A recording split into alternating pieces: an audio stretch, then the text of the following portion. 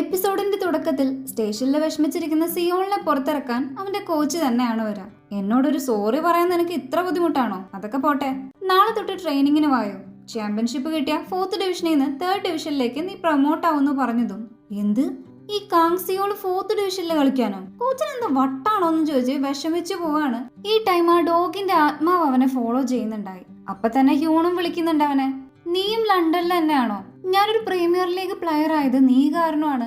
എനിക്ക് നിന്നോട് അതിന് നേരിട്ട് നന്ദി പറയണമെന്ന് കേട്ട് തങ്ങളുടെ വിധികൾ പരസ്പരം ചേഞ്ച് ആയതാണെന്നും എന്റെ ലൈഫ് നീയും നിന്റേതിപ്പോ ഞാനും ജീവിച്ചുകൊണ്ടിരിക്കുകയാണെന്ന് ഹീറോ പറയും. ഇത് കേട്ടതും അവനും ഷോക്കാവുന്നുണ്ട്. ഫോക്സ് ഗേളിനോട് ചോദിച്ചപ്പോ നമ്മളുടെ ഫേറ്റ് തമ്മിൽ പഴയതുപോലെ ആക്കാൻ നീ പറഞ്ഞാലേ നടക്കുള്ളൂ എന്ന് പറഞ്ഞു.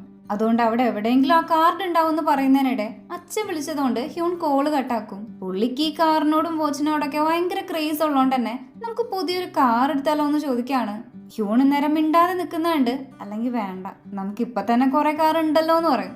അച്ഛൻ ഹാപ്പി അല്ലേ എന്ന് ഹ്യൂൺ ചോദിക്കുമ്പോ പിന്നല്ലാതെ ഇത്രയും പെർഫെക്റ്റ് ആയ ഒരു മോന്റെ അച്ഛനായില്ലേ എന്ന് പറയാണ് ആള്. തൊട്ട് പിന്നാലെ ഹ്യൂൺ സിയോണിനെ തിരിച്ചു വിളിക്കുന്നുണ്ട്.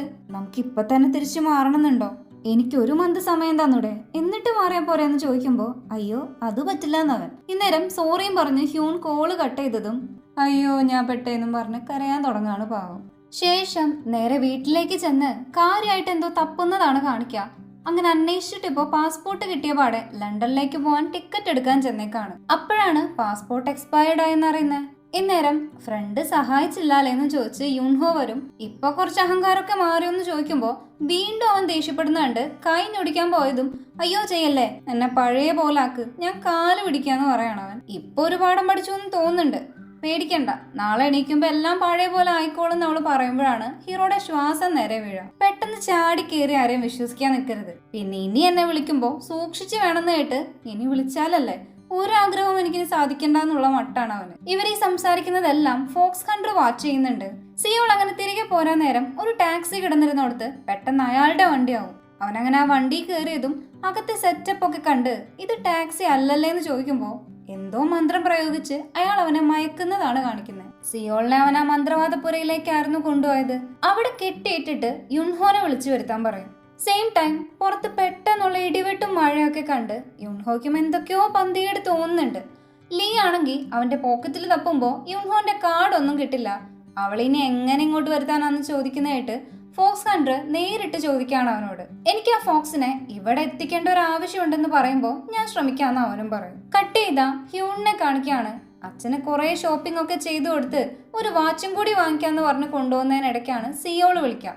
അതുകൊണ്ട് തന്നെ ഫോൺ അവൻ കട്ടാക്കും. ഹ്യൂണിന്റെ ബിസിനസ് കാർഡ് കത്തിച്ചിട്ട് യുൻഹോനെ വിളിക്കാലോ എന്ന് വെച്ചിട്ടാണ് അവനെ വിളിക്കുന്നത്. വെറുതെ ഫോക്സിന്റെ ആഗ്രഹം സാധിച്ച് പണി വാങ്ങാൻ നിൽക്കണ്ടെന്ന് ഹീറോ പറയുമ്പോ അവള് പണി തരുന്ന എനിക്കറിയാം, ആഗ്രഹം സാധിക്കാനൊന്നല്ല കൊല്ലാനാണ് അവളെ വിളിക്കുന്നതെന്ന് ലീ പറയുമ്പോഴാണ് ഈ ലീ ആണ് അന്ന് ആക്സിഡന്റ് ഉണ്ടാക്കിയവനെന്ന് ഹീറോയ്ക്ക് ഓർമ്മ വരുന്നത്. അപ്പോഴേക്കും ഹ്യൂൺ അവനെ തിരിച്ചു വിളിക്കുന്നുണ്ടെങ്കിലും വെറുതെ വിളിച്ചതാണെന്നും പറഞ്ഞവൻ ഫോൺ കട്ടാക്കും. കാര്യം എനിക്കും ആ ഫോക്സിന് അത്ര ഇഷ്ടമൊന്നുമല്ലെങ്കിലും കൊല്ലാനൊന്നും ഞാൻ സമ്മതിക്കില്ല എന്ന് കേട്ട് ലീ അവന്റെ തലക്കടിക്കാണപ്പോ. ഇതേ സമയം യുൻഹോക്ക് എന്തോ പെയിൻ ഒക്കെ വരാൻ തുടങ്ങിയും അവളുടെ പവേഴ്സ് ഒക്കെ ക്ഷയിക്കുകയും ചെയ്യും. സ്കെയില് ബാലൻസ് ആയിട്ട് തന്നെയാണോ ഇരിക്കുന്നതെന്ന് നോക്കുമ്പോ അതും ബാലൻസ് ആയിരുന്നില്ല. കട്ട് ചെയ്ത തൊട്ടടുത്ത നിമിഷം ഹീറോയിൻ സിയോളിന്റെ അടുത്തേക്ക് എത്തും. അവനവിടെ ചോര വാർന്ന് ബോധമില്ലാതെ കിടക്കാണിപ്പോ. അപ്പൊ തന്നെ അവര് രണ്ടുപേരും വരാണ് അങ്ങോട്ട്. ലീ നേരം നീ പെട്ടടി എന്നുള്ള അഹങ്കാരത്തില് കളിയാക്കാണ് അവളെ.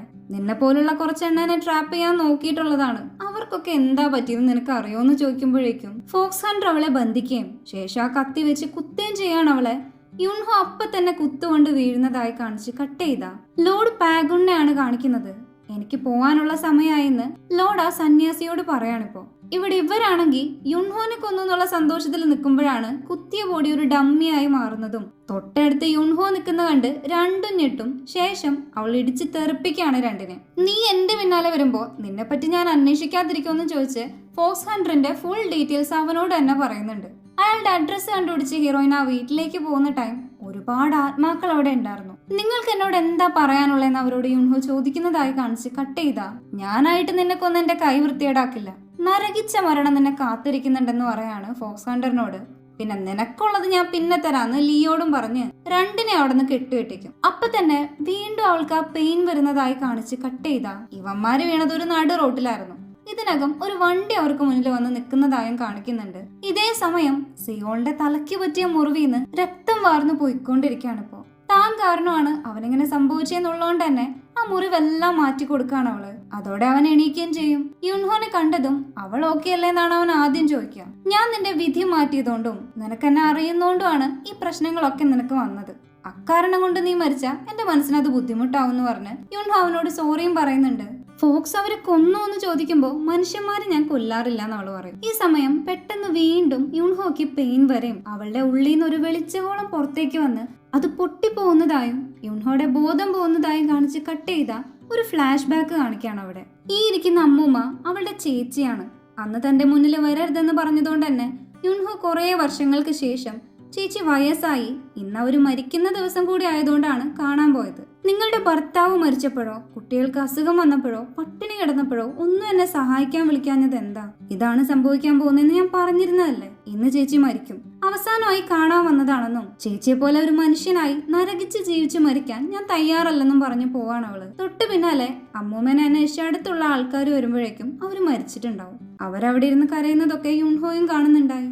അതൊക്കെ ആലോചിച്ചിട്ടാണ് അവൾ ഉറക്കം എണീക്കുക. ഇന്നേരം ലൈറ്റ് മുഖത്തേക്ക് അടിച്ചതും കർട്ടൻ നേരെയാക്കാൻ കഴിഞ്ഞൊടിക്കുമ്പോൾ അതൊന്നും വർക്കാവുന്നുണ്ടാവില്ല. പല തവണ ശ്രമിച്ചു നോക്കുമെങ്കിലും അവളുടെ പവേഴ്സ് വരുന്നില്ല എന്ന് കണ്ട് ബഹളം വെക്കാണ് അവള്. എന്തു പറ്റി, എന്തിനാ കിടന്ന് അലറണേന്ന് സിയോള് ചോദിക്കുമ്പോ ഞാൻ മനുഷ്യനായി മാറി, നീ കാരണം ഞാൻ മനുഷ്യനായി മാറി എന്ന് പറയുന്നത് കേട്ട് ഹീറോയും ഷോക്കാവും. അവിടെ സീൻ കട്ട് ചെയ്താ ലീ പനിച്ചു വരച്ചിരിക്കുന്നതാണ് ഈ കാണിക്കുന്നത്. ഇന്നേരം ഞാൻ പോവാണെന്നും പറഞ്ഞ് ഫോക്സ് ഹണ്ടർ പോകുന്നുണ്ട്. അപ്പൊ എന്റെ കാര്യം എന്നെ അവള് കൊല്ലൂലേന്ന് ചോദിക്കുമ്പോ അതിന് എനിക്കെന്താ, വേണമെങ്കിൽ ഡെയിലി വേറെ വേറെ സ്ഥലത്ത് നിൽക്കാൻ നോക്ക്, അപ്പൊ അവൾക്ക് കണ്ടുപിടിക്കാൻ പാടായിരിക്കും പറഞ്ഞു പോവാണ്. ഇവിടെ സിയോൾ ആണെങ്കിൽ ഹീറോയിനെ സമാധാനിപ്പിച്ചുകൊണ്ടിരിക്കുകയാണിപ്പോ. ഇതിൽ ഇത്ര വിഷമിക്കാനുണ്ടോ? എപ്പോഴായാലും ഫോക്സുകൾക്ക് മനുഷ്യനായല്ലേ പറ്റൂന്ന് കേട്ട് എനിക്ക് പറ്റില്ല. എന്റെ സ്ഥാനത്ത് നീയാണെങ്കിൽ പവേഴ്സ് ഒന്നുമില്ലാതെ വയസ്സായി മരിക്കാൻ നീ ഇഷ്ടപ്പെടുമെന്ന് ചോദിക്കും. അല്ല ഇപ്പൊ മനുഷ്യനാവാൻ കാരണം എന്താണെന്ന് അവൻ ചോദിച്ചേന് നിന്റെ ജീവൻ രക്ഷിച്ചതുകൊണ്ടാണെന്ന് പറയാണ് അവള്. ഞാൻ ഇത്രയൊക്കെ മോശം കാര്യം ചെയ്തിട്ടും ഒരൊറ്റ ജീവൻ രക്ഷിച്ചെന്നും പറഞ്ഞ് എന്നെ മനുഷ്യനാക്കാൻ നോക്കുന്നു, സമ്മതിക്കില്ല ഞാൻ എന്ന് പറയണമെന്നിട്ട്. അതൊക്കെ പോട്ടെ, എന്നെ എപ്പോഴാ എന്റെ പഴയ ലൈഫിലേക്ക് എത്തിക്കുന്നതെന്ന് ചോദിക്കാണ് സിയോൾ ഇന്നേരം. അതല്ലടാ പൊട്ട ഞാൻ നിന്നോട് പറയുന്നേ, ഞാൻ മനുഷ്യനായില്ലേ, ഇനി ഞാൻ എങ്ങനെ മാറ്റും? എന്തായാലും കുറച്ചു നാൾ വേണ്ടി വരുമെന്ന് പറയുമ്പോഴാണ് പണി കിട്ടിയത് തനിക്കും കൂടിയാണെന്ന് അവന് മനസ്സിലാവുക. ഇതിങ്ങനെ ഞൊടിച്ചു മാറ്റാറുണ്ടല്ലോ, അതന്നെ ചെയ്തുകൊണ്ടിരിക്കാൻ പറഞ്ഞതും എന്തെങ്കിലും ഒരു വഴിയുണ്ടോന്ന് അന്വേഷിക്കാൻ ലോഡ് പാഗുന്റെ അടുത്തേക്ക് പോകുന്നതാണ് കാണിക്കുന്നത്. ഒന്നാമതേ അവളൊരു അഹങ്കാരിയാണ്.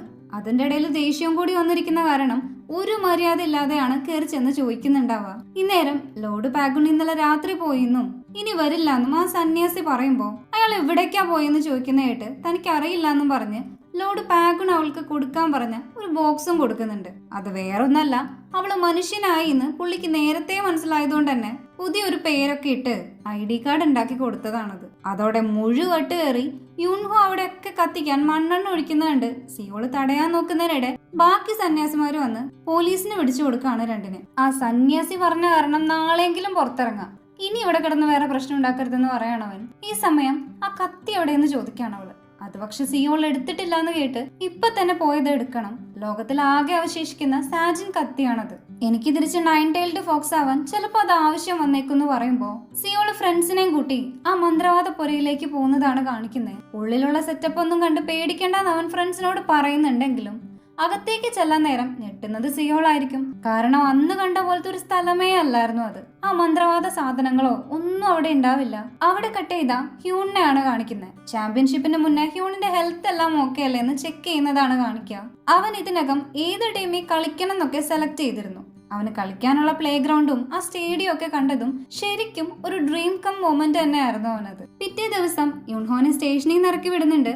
അവളുടെ പുതിയ പേര് പറഞ്ഞു വിളിച്ചതുകൊണ്ട് തന്നെ തന്നെയാണ് ഉദ്ദേശിച്ചതെന്ന് ആദ്യം പുള്ളിക്കാരിക്ക് മനസ്സിലായില്ല. പുറത്തേക്ക് വരാൻ നേരം എന്താ ചെയ്യണ്ടേന്നോ ആരെ വിളിക്കുന്നോ ഒരു പിടിയും കിട്ടാതെ സിയോളിനെ കണ്ടെത്തി തരാൻ പറയാണ് ആ പോലീസുകാരനോട്. ഇന്നേരം പോയി പണി നോക്കാൻ പറഞ്ഞ് അയാള് പോവും. അങ്ങനെ വിശന്ന് വലഞ്ഞ് റോഡിലിരിക്കുമ്പോഴാണ് സിയോള് വരാം. അവനെ കണ്ടതും നീ എന്നെ ഉപേക്ഷിച്ചു എന്ന് വിചാരിച്ചെന്നും പറഞ്ഞ് കരയാൻ തുടങ്ങാണ് അവള്. വേഗം കയറ്, നമുക്ക് ഇപ്പൊ തന്നെ സൊറക്സാൻ മൗണ്ടൈനിലേക്ക് പോണെന്ന് പറയാണ് അവനൊപ്പം. കത്തി കിട്ടിയോന്ന് ചോദിക്കുമ്പോ കത്തി പോയിട്ട് അവിടെ അങ്ങനെ ഒരു സ്ഥലമേ ഉണ്ടായതായി തോന്നിയില്ലെന്നും പകരം ഒരു 9 ടൈൽഡ് ഫോക്സിനെ കണ്ടെത്തിയിട്ടുണ്ടെന്ന് പറയാണെന്നിട്ട്. ഇന്നലെ രാത്രി സിയോൾ അവിടെ നിന്ന് പോവാൻ നിൽക്കുമ്പോഴാണ് 9 ടൈൽഡ് ഫോക്സിനെ നേരിട്ട് കണ്ട ഒരു കപ്പിളിന്റെ അനുഭവം പറഞ്ഞുള്ള ഒരു ന്യൂസ് പേപ്പർ അവൻ കാണാം. പക്ഷെ യുൻഹോ ഇത് കേട്ടതും അതിനൊരു വഴിയില്ല. കാരണം വേറൊരു 9-tailed ഫോക്സ് ഉണ്ടായിരുന്നെങ്കിൽ ഞങ്ങൾക്ക് പരസ്പരം അത് സെൻസ് ചെയ്യാൻ പറ്റും. അതൊക്കെ ഫേക്ക് ന്യൂസ് ആയിരിക്കും അവള് പറയുമ്പോ. അങ്ങനെയാണെന്ന് തോന്നുന്നില്ല, ഞാൻ അവരെ നേരിട്ട് കണ്ടിരുന്നു എന്ന് പറയാണ് സിയോൾ.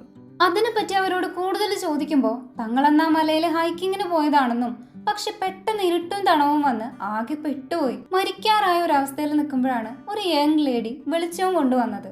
ആദ്യം പ്രേതമാണെന്ന് വെച്ച് പേടിച്ചെങ്കിലും താനൊരു 9-tailed ഫോക്സ് ആണെന്നും നല്ല കാര്യങ്ങൾ ചെയ്ത് മനുഷ്യനാവാൻ ശ്രമിക്കുകയാണെന്നും പറഞ്ഞു. അങ്ങനെ ഞങ്ങൾക്ക് വഴി കാട്ടി തന്നിട്ടാണ് തിരിച്ച് വീട്ടിലേക്ക് എത്താൻ പറ്റിയത്. ഈ ന്യൂസ് പേപ്പറിലൊക്കെ വന്നതോടെ ആ ഫോക്സ് ലേഡി ഇതുപോലെ സെറോക്സാൻ മൗണ്ടെയിനിൽ വെച്ച് രക്ഷിച്ചിട്ടുള്ള ഒരുപാട് പേര് ഞങ്ങളോട് സംസാരിക്കാനും വന്നിരുന്നു എന്ന് പറയും. കട്ട് ചെയ്ത ആ മന്ത്രവാദപ്പുര ക്ലീൻ ആക്കിയത് ആരായിരിക്കുന്ന ഹീറോയിൻ ചോദിക്കുമ്പോൾ അവന്മാര് തിരികെ വന്ന് ചെയ്തതാവുന്ന കേട്ട് ഏയ് എന്നെ പേടിച്ചിട്ട് എന്തായാലും അവര് തിരിച്ചു വന്നിട്ടുണ്ടാവില്ല, ഞാൻ മനുഷ്യനായി എന്നുള്ള കാര്യം അവർക്കറിയില്ലല്ലോ എന്ന് പറയാണ്. ഇന്നേരം സിയോൾ ആ ന്യൂസ് പേപ്പർ അവൾക്ക് കാണിച്ചു കൊടുക്കും.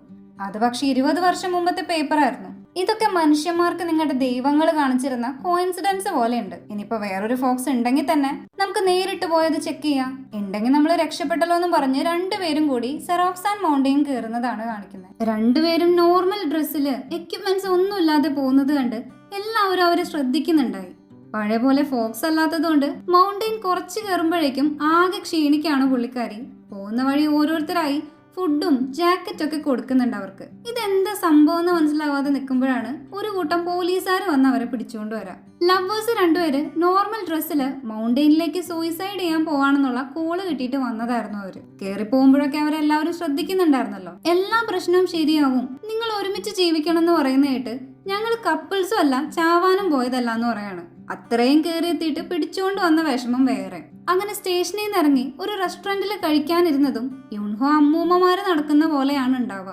1000 വർഷം മൗണ്ടെയിനിൽ താമസിച്ച ഫോക്സ് ആണ് പോലെന്നും പറഞ്ഞ് കളിയാക്കാണ് സിയോൾ. ഇന്നേരം ഫുഡ് കഴിക്കാൻ പോലും അവൾക്ക് കൈ വരയ്ക്കുന്നത് കണ്ട് സിയോൾ അവൾക്ക് വായിൽ വെച്ചു കൊടുക്കും. ഇന്നേരം യുൻഹോയ്ക്കും ഒരു ഇഷ്ടമൊക്കെ തോന്നുന്നുണ്ട് അവനോട്.